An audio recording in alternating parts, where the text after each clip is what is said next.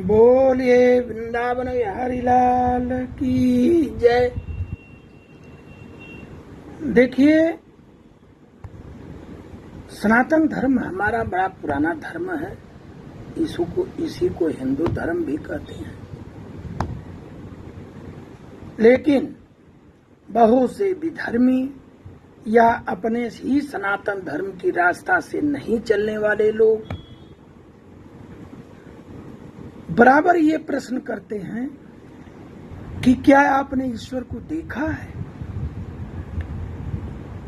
ऐसा ही प्रश्न स्वामी विवेकानंद और श्री रामकृष्ण परमहंस के बीच जब प्रथम मिलन आध्यात्मिक इतिहास की सबसे क्रांतिकारी घटनाओं में से एक माना जाता है। यह एक तर्कवादी युवक और एक सिद्ध संत के बीच अद्भुत संवाद था। यही ऐतिहासिक प्रश्न पुराना कि क्या आपने ईश्वर को देखा है। ये नवंबर 81 की बात है, जब विवेकानंद कॉलेज के छात्र थे। वे मानसिक द्वंद्व से गुजर रहे थे। वो ब्रह्म समाज के अनुयायी थे और सत्य की खोज में कई विद्वानों के पास गए थे। उनका एक ही प्रश्न होता था कि क्या आपने ईश्वर को देखा है। ज्यादातर विद्वान इस पर दार्शनिक व्याख्यान देते, लेकिन किसी के पास उत्तर नहीं था। अंततः वे दक्षिणेश्वर मंदिर में रामकृष्ण परमहंस से मिलने पहुंचे। संवाद का पहला ही प्रश्न कि महाशय, क्या आपने ईश्वर को देखा है। रामकृष्ण ने बिना किसी झिझक के मुस्कुराते हुए उत्तर दिया, हाँ मैंने देखा है। ठीक वैसे ही जैसे मैं तुम्हें देख रहा हूं, उसी तरह हमने देखा, और तुम चाहो तो मैं दिखा सकता हूं। अब नरेंद्र जी तो दंग रह गए कि पहली बार उन्हें कोई ऐसा मिला था जिसने कि दावे के साथ ईश्वर के अस्तित्व की गवाही दी थी।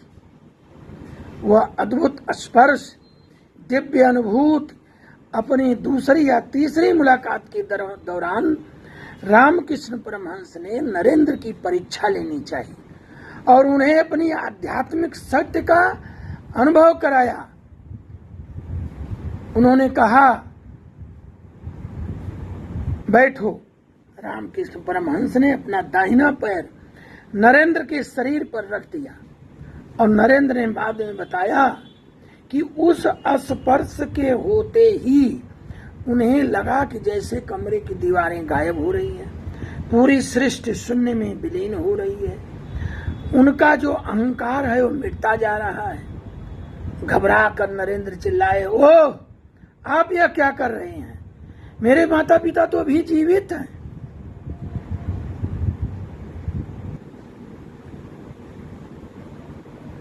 मुझे अभी घर जाना है। मोह पैदा हो गया। रामकृष्ण परमहंस हंसे और स्पर्श को उन्होंने हटा लिया। उन्होंने कहा, ठीक है वे रहने दो, समय आने पर यह सब अपने आप होगा। अब नरेंद्र की परीक्षा आई। जब दक्षिणेश्वर में गरीबी ने घेरा, एक समय ऐसा आया कि नरेंद्र के पिता का देहांत हो गया और परिवार दाने दाने के लिए मोहताज हो गया। नरेंद्र ने रामकृष्ण परमहंस से कहा कि आप मां काली से कहें कि हमारे घर की गरीबी को दूर करें। तो रामकृष्ण परमहंस ने कहा, तुम खुद क्यों नहीं मांग लेता। जा, आज मां प्रसन्न है, जो मांगेगा वो मिलेगा। नरेंद्र 3 बार मंदिर गए, लेकिन हर बार जैसे ही मां की प्रतिमा के सामने खड़े होते, वे घर के चावल दाल और पैसों के बारे में भूल जाते। वे केवल ज्ञान, भक्ति, वैराग्य मांग कर वापस लौट आते। अंत में रामकृष्ण ने हंसते हुए कहा, तुझे संसार के सुखों के लिए नहीं बनाया गया है, तू तो जगत के कल्याण के लिए है।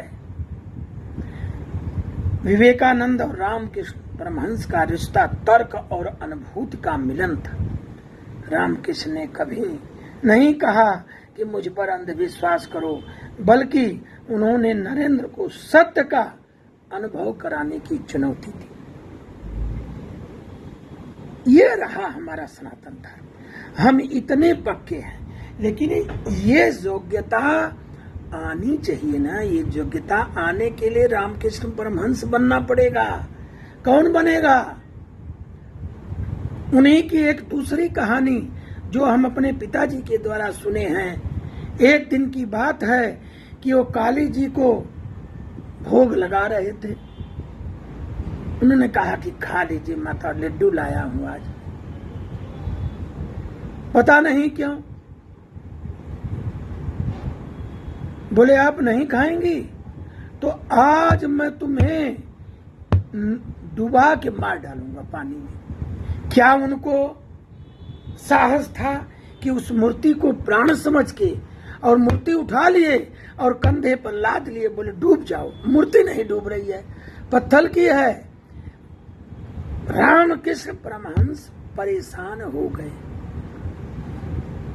डुबा नहीं पाए।